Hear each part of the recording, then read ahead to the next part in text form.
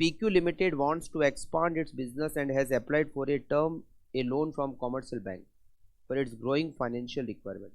The record of the company revealed that the company sells goods in the domestic market at a GP of 25%, not counting depreciation, as part of cost of goods sold. मतलब cost of goods sold में depreciation नहीं है. GP grade 25% domestic market में. Domestic sales 1 crore 20 lakh 1 month की credit पे. Export sales भी करते हैं, 3 महीने की क्रेडिट है. और एक्सपोर्ट सेल्स में जो सेलिंग प्राइस होती है वो डोमेस्टिक प्राइस से 10% कम होती है और वो है 54 lakh.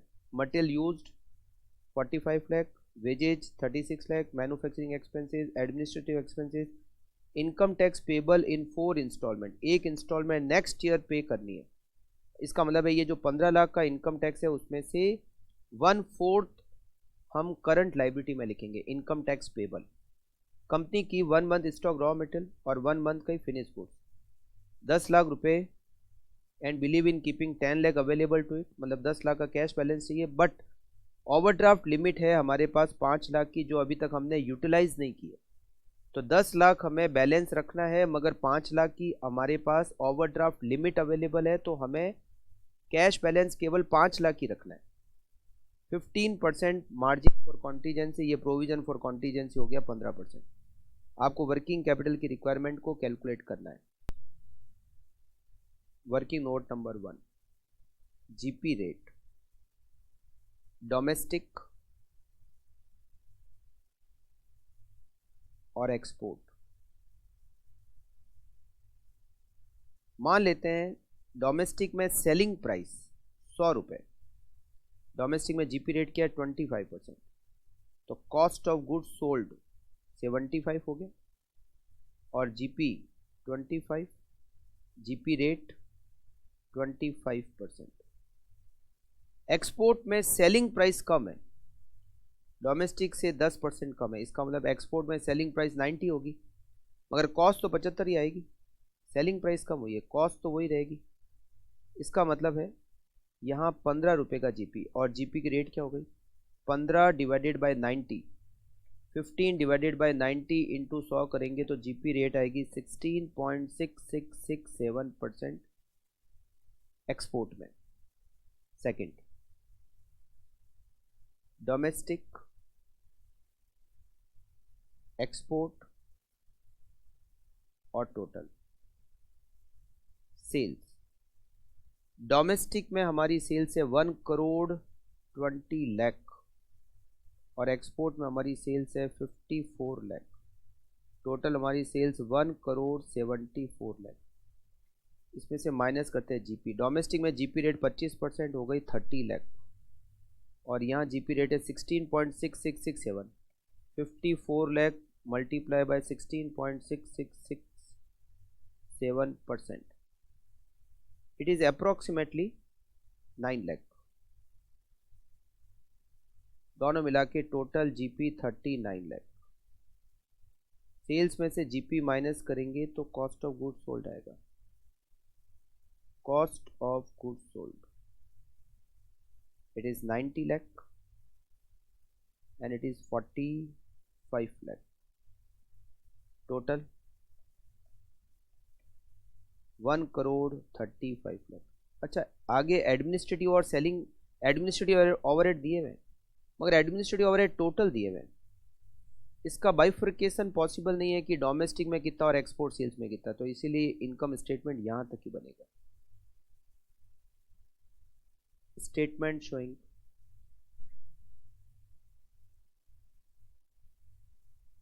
Working capital requirement.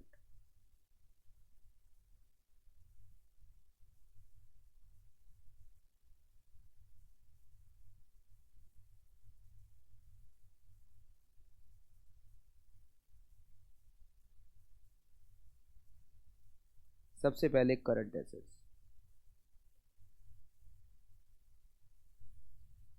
Current assets, current assets में रॉ मटेरियल का stock.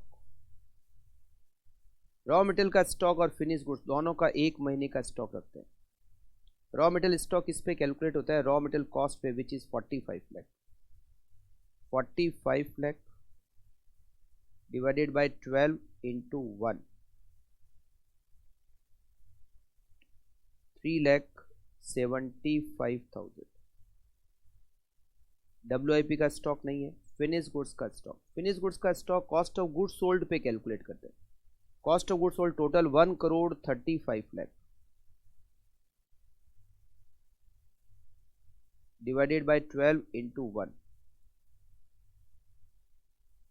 1,35,00,000 divided by 12 into 1, 11,25,000। Debtors domestic sales, दोनों डेटर अलग अलग निकलेंगे क्योंकि दोनों का टाइम पीरियड अलग अलग है।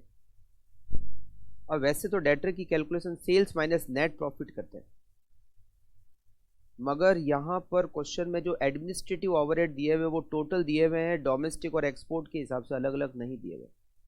तो हमें इस क्वेश्चन में डेटर की calculation cost of goods sold पे ही करनी पड़ेगी। कॉस्ट ऑफ गुड्स सोल्ड में एडमिनिस्ट्रेटिव ओवरहेड ऐड करते हैं तो टोटल कॉस्ट आ जाएगी, बट एडमिनिस्ट्रेटिव ओवरहेड का बाइफरकेशन नहीं दिया हुआ है, तो हमें कॉस्ट ऑफ गुड्स सोल्ड पे ही करना पड़ेगा। कॉस्ट ऑफ गुड्स सोल्ड कितनी है? 90 lakh divided by 12 into, domestic में 1 महीने का क्रेडिट देते हैं 7,50,000। डेटर एक्सपोर्ट सेल्स वाले, एक्सपोर्ट सेल्स में कॉस्ट ऑफ गुड्स सोल्ड कितनी है? 45 लाख। यहां हम देते हैं 3 महीने की credit divide by 12 into 3, 11,25,000। Cash balance, cash balance हमें रखना है 5 लाख। 10 लाख लिखा हुआ है बट 5 लाख की ओवरड्राफ्ट फैसिलिटीज अवेलेबल है। प्रीपेड सेल्स प्रमोशन एक्सपेंसेस, अच्छा सॉरी है ही नहीं, और कोई करंट एसेट्स यहां पे नहीं है, तो ये हो जाएगा आपका total A 3,75,000, 11,25,000, 7,50,000, 11,25,000 and 5 lakh, 38,75,000। Now current liability,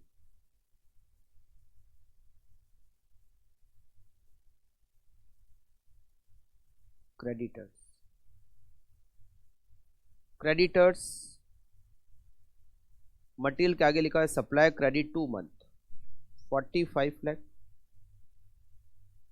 divided by 12 into 2,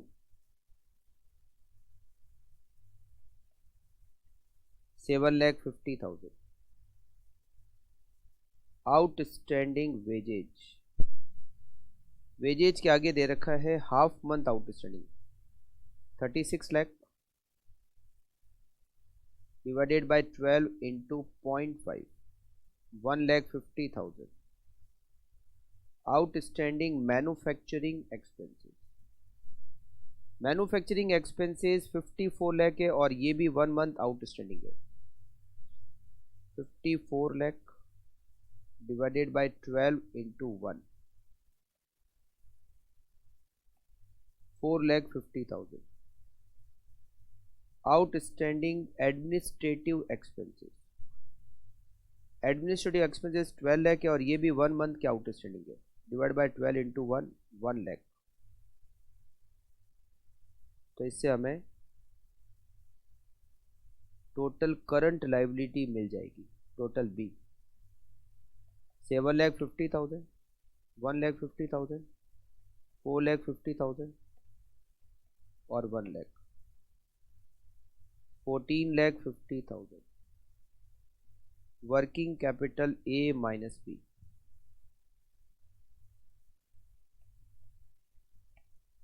$24,25,000। इस क्वेश्चन में हमें मार्जिन बनाने को क्या रखा है? अच्छा एक और है यहाँ पर income tax payable, current liability में एक और करंट लायबिलिटी आएगी और वो है income tax payable. Income tax payable 15 lakh, 4 में से एक इंस्टॉलमेंट नेक्स्ट ईयर पे करनी पड़ेगी तो आउटस्टैंडिंग हो गई। 50 lakh divided by 4 into 1, 3,75,000। Now working capital A minus ये हो गया आपका total B. Total B 7,50,000 plus 1,50,000 plus 4,50,000 plus 1 lakh plus 3,75,000, 18,25,000।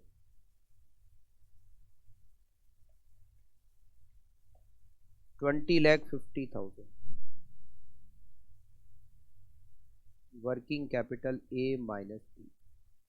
इसमें ऐड करेंगे contingency provision, provision for contingency या safety margin. Provision for contingency is 15%,